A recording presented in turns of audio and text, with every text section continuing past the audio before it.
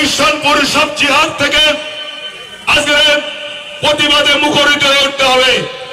যারা কেন্দ্রীয় সরকার নরেন্দ্র মোদীর কানে এবং হাওয়াগুড়ি বাবা যারা মমতা বন্দ্যোপাধ্যায় বলেছেন সেদিন অমিত শাহর কান পর্যন্ত যায়। তাই সংগঠিত ভাবে সুসংহত ভাবে আমাদের লড়াই জারি রাখতে হবে। আর একদিকে 2023 সাল থেকে যেভাবে ভাঙনের মাটিকে রক্তাক্ত করেছে এই নওশাদের জাল্লাতরা, তার বিরুদ্ধে রুখে দাঁড়িয়ে এই প্রতিবাদ করতে হবে। তাই আপনাদেরকে বলবো, আপনারা সকলেই ধৈর্য ধরে বসবেন। এমএলএ সাহেব সোনপুর ব্রিজ পার করছে, এমএলএ সাহেব আসলেই আমরা সবার কাজ শুরু করব। আপনারা উঠছেন কেন?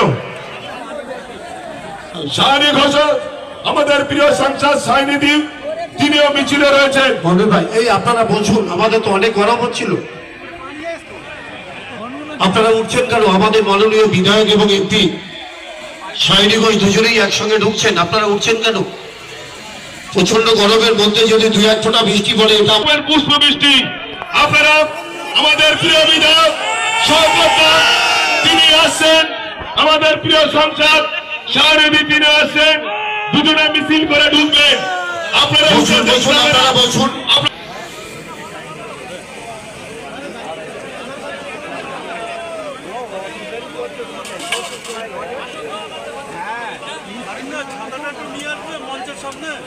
গান টান দিয়ে দাও।